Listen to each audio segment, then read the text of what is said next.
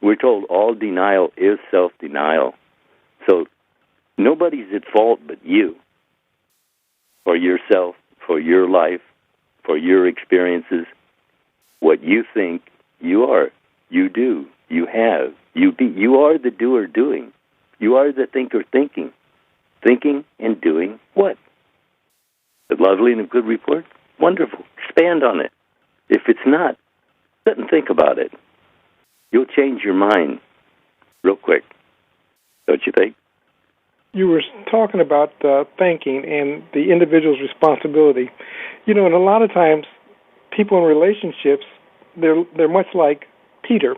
You know, Jesus was telling Peter, okay, because of me, you're going to suffer many things. And Peter turns around and says, but what about him, Lord? Talking about John. And Jesus says, you know, that's not your business. A lot of times we're so focused on everybody else's business that we can't think lovely and a good report. We're focused on what John, what Mary, what everybody else is thinking, and what we're doing is manifesting what we think that they're thinking about. That's right. That's what you're loading yourself up on. Absolutely. You're buying your ticket. That's what you're doing. You're buying your ticket. That's how you get yourself in trouble. If you don't know where you're going, how are you going to get there? You know, come on. If you don't know where you're going, and you can know where you're going, people say, well, who knows what's going to happen? Well, a lot of us. but it's just very hard to wake you up enough to tell you. You know, and I want to touch on that because it's very profound what was just said, and I want to kind of stay there for a second. Yeah, okay. Many people say, how can you know what's going to happen? Lindell says weekly, we're always thinking ahead of our evidence. Neville says, if you listen to him, we are ourselves pushed out. Whatever we're experiencing right now is ourself, whatever we've given our attention to, pushed out into our reality. I can know what an individual is thinking about merely by the fruits that he or she's bearing out in their lives. If you're bearing out fruits of poverty, for example, then what you're thinking about is poverty. And what you're going to continue to reproduce until you change that thought is poverty. You want a better relationship. You want a relationship. I can tell you what you're thinking about relationships if you don't have that man, that woman that you desire to manifest in your life. You're thinking the opposite. That's it. As you think you are. Think it isn't going to work. It isn't going to work. I mean, it can't work. You won't let it. There's people out there, by all outward appearance, they're not very attractive, but they find relationship after relationship after relationship. They have no problem finding a relationship because they believe that they can find a relationship. Yeah, they believe in themselves. That's great. Absolutely. Yeah. Absolutely. That's what everybody needs to do. You're a creation of God. How can that be ugly? Very good point. Very good point. Come on. Hey, he loves everybody the same. He's no respecter of persons. He made all of us, and he must have made us to look like what we look like because of a reason. Because that's the whole point. Yeah, we all have restraints. We all have something to deal with. All of us have something to deal with. How you deal with it, that's your tone of life. If you don't deal well with it, well, then everybody goes down. If you deal right with it, everybody's lifted up. As I'm lifted up, all those around me are lifted up. That's the way it works. As you think you are. Just think better of yourself. You know, you're the only, blessed is the man that does not condemn himself for that which he has allowed. That tells you right there. We all make mistakes. I mean, yeah, all of us make mistakes, but they're forgiven if you'll take it as a forgiveness, because that's what you're told to do, not to condemn yourself. And that all denial is self-denial. So the only one you have to work on is yourself. You don't need anyone else. You work on yourself. I am. What am I? Just answer that one, and you'll be free of it. Think about it. Isn't that right? It is right. And you said that all denial is self-denial, and blessed is the person, man or woman, who does not find fault or condemn himself for what he or she has allowed. And there's that person listening, and they're saying, but Lindell, DeCarlo, you don't understand. I've done this, I've done that, and that person is actually being, as it were, a self-fulfilled prophecy unto themselves. Absolutely. I agree with that. That's absolutely. And you're wondering why you keep manifesting poverty, the bad relationships, health issues. It's all mindset. You got mindsets that you're not really familiar with, but they're there and they're operating and they're on automatic.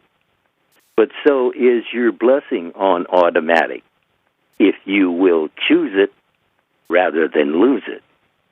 You're told, choose this day. If you're not choosing, well, actually, the whole point is that you are choosing, but you're not aware of what you're choosing. You have thoughts that you think just go off into nothingness, but it isn't so. You're always thinking ahead of your evidence. And I keep repeating that because that's where it's at. That's the secret of it. You're thinking ahead of your evidence. So if you're changing your thinking ahead of your evidence, you're changing your future. Be at it. Get on it. Get to work. What do you think? And you say it all the time, but the biggest deception is that we think that we can think a thought and it falls into the past. Oh, I thought that years ago. It didn't. And as you often say, is that it's always advancing into the future. And we have a wonderful example in the story of Job. He says, the thing that I have feared has come upon me. Oh, yeah. Yeah, I like old Job. He really spelled it out for you. He told you, as you think you are. That's exactly what it is. That's the same thing they do with the television, the doctors. If you don't have what he's talking about, you're still going to think about it. And that's all it takes. What you think about is you. So, tune that out. Because if you don't, you're being hypnotized, mesmerized, conditioned to things you don't want any part of. You're the one in charge. You understand? You have dominion. But if you don't exercise your dominion, then everybody else will demand you. And that, I'm sure you know what that is. You don't want that. You really don't. And you said, just like the television, the advertisers that you're watching daily, they know that they got you. They know that when you think that you're turned off, that you're going in, as Lindell has often said, to get a sandwich, to get something to eat, or to kind of do some things while the commercial's on, that you're most open, you're most vulnerable.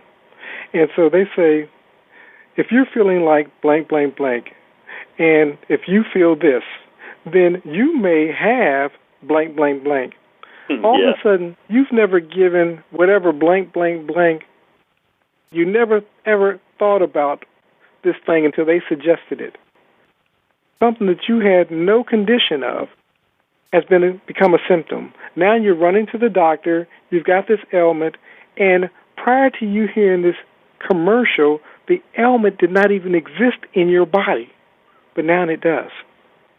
You have to realize it's all thought, and that's all they got to work with, is to give you a thought. Give you their thought. And it doesn't take any more than that. I mean, is it any different that when you were in grade school, they taught you your times tables and everything? You learned it by repetition, reiteration. That's how you learned it. And what are you getting off the TV? Reiteration, repetition. And most of it has three elements to it.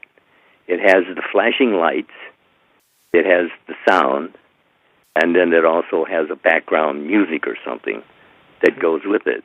And any one of those will attract your attention.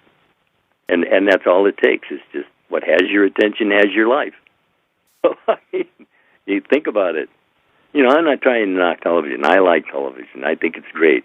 And I think it's pretty much a waste the way they're using it, but because it could be really, really a great step in learning, teaching children. I mean, they're watching television anyway. Why not let them watch something that would interest them in a different way, other than just gobbledygook? I don't know. I just go off sometimes on that because, I know how people are actually trained. It's all repetition. So if you have the ability of repetition, use it to expand yourself. Think about it. You think about everybody else. How do you think about yourself? I mean, how would you rate yourself? See, that's what really counts, is how you see you. That counts. Think about it. I like what you said about repetition. You said, why not take the tool of repetition and use it for yourself? Now, outstanding. If you want life change, if you want something different, whether it be a closer relationship with God, more money, better health, whatever it is that you want, if you begin repetition, listening to a message, finding a particular teacher, practicing a particular habit, you're going to manifest it. And this is what media uses all the time. So why not take the same tools that they use to program what's negative, as it were, and use it for good? And like Lindell, I like television. I like certain programs that I like watching and so forth, but I'm mindful. And what I would suggest to many of you, because he's right, they have the sound, they have the visual, they have the music in the background, all to pull you in, draw you in. And they know they only have you for a moment. Mute the TV. When you're walking away to go get a sandwich or whatever, maybe mute it so that you're not getting the subliminal message that they want to program you for. Now, if you want the thing that they're selling on the commercial, listen to it. If it's a new car that you want, then you may need to leave that commercial on. If you want that Big Mac, leave the commercial on. But if you don't want what's being programmed or transmitted to you, mute it, silence it, walk away from it while you're doing whatever it is that you're doing in your home. But you're being programmed for something. We all are. The question is, what are we giving our attention to, and is it what we want to manifest? If it is, as Linda will often say, keep doing it. But if not, do something different. Expand. That's all there is to it. You're expanding. We already know it. All you have to do is recognize it. You go to church to recognize who you are, but they don't tell you who you are. They tell you what you should do for who you're there to worship. But, worshiping God is using His gifts, we're told. And you must have them. If that's the way you're worshiping, you must already have them. But have you recognized them? They're with you, and they'll always be with you, but you have to claim them. God said, "Son, all I have is yours." Even Himself. He gave you Himself. That's it. That's the story.